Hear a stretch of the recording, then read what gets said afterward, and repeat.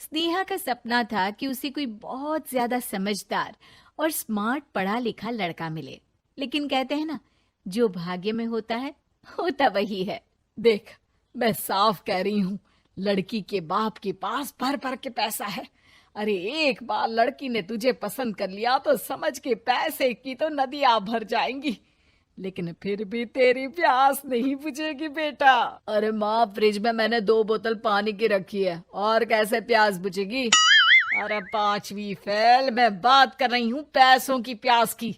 तू गवाह नहीं समझेगा इस बात को। बस तुझसे लोगों की नौकरी करवा लो। वो क्या है ना आशीष की माँ, वो सीधा है, और जिसे तू लोगों की नौकरी बोल रही है ना, वो आशीष का प्यार है अपने लोगों के लिए, जिनसे वो प्यार करता है या जिनसे जुड़ा हुआ है वो। अरे जमाना नहीं रहा वो। अरे आज की डेट में तो ना बेटा माँ का है, ना ही पति पत्नी का। कैसी बात कर रही है माँ? चाहे दुनिया यहाँ की वहाँ क्यों ना हो जाए, मैं आपके बिना नहीं रह सकता। ना ही मैं आपको कभी धोखा दे सकता हूँ। अरे हाँ, ठीक है ठीक है। देख, लड़की को पढ़ा लिखा लड़का चाहिए तो वहां चुप रहना। जबान खोलेगा तो पता चल जाएगा कि 5वीं पास है। अरे तो पढ़ा देती ना आगे। माना सौतेली माँ हो, लेकिन दहेज की लालच तो अपने बेटे जैसी ही रख रही हो।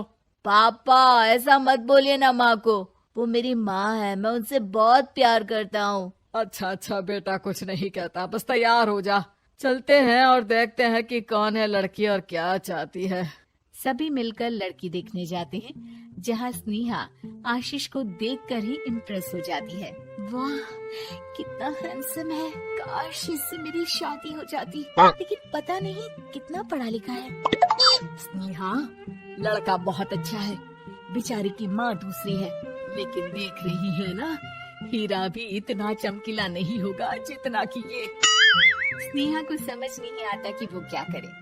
वो आशीष से मिलती है, उसकी सादगी, उसकी बातें उसे भा जाती है। मैंने नहीं सोचा था कि इतना पढ़ा लिखा लड़का मुझे मिलेगा। मैं शादी करने के लिए तैयार हूँ। और फिर स्नेहा और आशीष की शादी हो जाती है।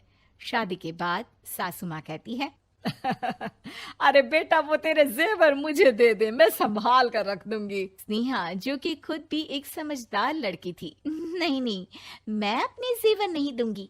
उसके लिए तो मैंने पहले ही लॉकर खुलवा लिया था माँ जी। ये मेरी कुछ आर्टिफिशियल ज्वेलरी है, इसे रख लीजिए। वैसे मेरी अलमारी में जगह नहीं है ना। सास बेचारी नई नई बहू से क्या उलझती। सुनिए जी, मैंने आपके लिए खाना और नाश्ता बना दिया है। ऑफिस कब जाना है? कौन से ऑफिस में? मैं तो घर का सारा काम करता हूँ। हाँ, क्या बात कर रहे हैं? इतना पढ़ लिख कर आप घर का काम क्यों करते हैं? कितना पढ़ लिख कर? मैंने तो सिर्फ 5वीं तक पढ़ाई की है। तभी वहाँ सास आ जाती है। अरे 5वीं तक भी पढ़ लिया तो समझो मेरी कृपा से, वरना तो जो इसके लक्षण थे ना, क्या बताना। अच्छा आशीष, जरा बाहर जा और भाग कर टूथपेस्ट लेकर आ। सुबह से मंजन नहीं किया। और हाँ, फिर जाकर दुकान की सफाई कर देना। तेरा छोटा भाई दुकान पर जाने को तैयार हो रहा है। स्नेहा ये सब सुनकर हैरान रह जाती है। वो सोचती है कि आखिर उससे क्या गलती हो गई जो उसके साथ ऐसा हुआ। आशीष स्नेहा के पास जाता है। सुनो, तुमको तो मैंने पहली मुलाकात में ही बताया था कि। स्नेहा आशीष की बात ही नहीं सुनना चाहती है। वो जोर से चिल्लाती है, चुप रहो बिल्कुल, गंवार कहीं के।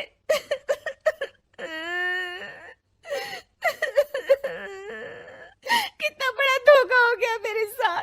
अब मैं इस घर में नहीं रह सकती।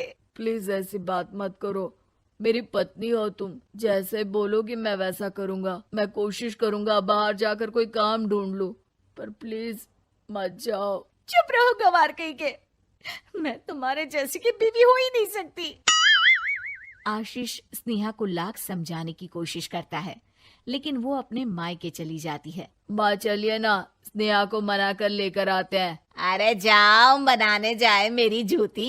इतना घमंड, जैसे कलेक्टर हो कहीं की महारानी। अरे मैं तो तुझे कहूंगी कि तू भी भूल जा, हमने नहीं भगाया, खुद ही तो गई है। माँ वो बीवी है मेरी, मैं प्यार करता हूँ उससे, मैं जा रहा हूँ उसे लेने। वहीं स्नेहा के घर पर, माँ वो तो कुछ काम ही नहीं करता, घर का नौकर है, 5वीं पास। मैं नहीं रह सकती ऐसे आदमी के साथ माँ। बेटा वो लड़का बहुत अच्छा है, उसकी तारीफ मैंने हर किसी से सुनी है। तेरा पति है, अब तक एक गलत माँ के साथ रह रहा था, तू संवारेगी तो संवर जाएगा। तभी वहाँ आशीष आ जाता है। मुझे माफ कर दो स्नेहा, पर प्लीज मुझे छोड़कर मत जाओ। मेरी माँ के जाने के बाद मुझे तुम्ही से सारी उम्मीद है। तुम जैसा कहोगी मैं करूँगा, पर प्लीज मेरे साथ रहो। सबके समझाने बुझाने के बाद स्नेहा आशीष के साथ घर आ जाती है। आ गई महारानी, अब आई हो और सच्चाई भी पता चल गई है, तो थोड़ा तमीज से पति के साथ घर देख, रसोई संभाल और हम सबकी सेवा कर। देखो, मैं अब इस घर में बंटवारा चाहती हूँ। जो मेरे पति का हिस्सा है वो उसे मिले और वो आज से कोई काम नहीं करेंगे। हिस्सा ले लो, लेकिन कमाओगे क्या, खाओगे क्या, धूल मिट्टी। अरे तेरा पति किसी काम का नहीं है, वो तो मेरा बेटा कमा रहा है तो 2 रोटी मिल जाती है इसे। तभी वहाँ स्नेहा के ससुर आ जाते हैं। मैंने एक बंद फैक्ट्री को पहले ही आशीष के नाम कर दिया है और घर के 2 तल्ले में 1 तल्ला ले लो। मैं तो आशीष के पास रहूंगा, वकील थोड़ी देर में आता ही होगा। अरे जाओ जाओ, 2 दिन में भूख से तड़प कर सब वापस आ जाओगे। बढ़िया आई बहू बेटे वाली। फिर क्या था, स्नेहा आशीष के साथ मिलकर बंद फैक्ट्री को खोलती है और मन लगाकर काम करती है। दोनों की मेहनत रंग लाती है और आशीष अपनी मेहनत से एक सफल बिजनेसमैन बन जाता है। लेकिन एक दिन, अरे बहू बेटा आशीष, मुझे माफ कर दो, मैं भी अब तुम लोगों के साथ रहना चाहती हूँ। इस कमबख्त ने तो दुकान का बेड़ा गर्क कर दिया। वो तो आशीष था जो सारा दुकान का काम संभालता था। बेटा हमारे पास तो अब खाने को भी नहीं बचा। माँ जी, इसे कर्म के फल कहते हैं। खैर, खाना है तो आपको और आपके बेटे को काम करना पड़ेगा, समझी? हे भगवान, अब ये दिन आ गए हैं कि बहू के साथ रहने के लिए मुझे काम करना पड़ेगा। बेटा आशीष, तू ही समझाना अपनी बीवी को। पता है ना मैंने तुझे कितने प्यार से पाला है। हाँ माँ, वो तो ऐसे ही बोल रही है आपको।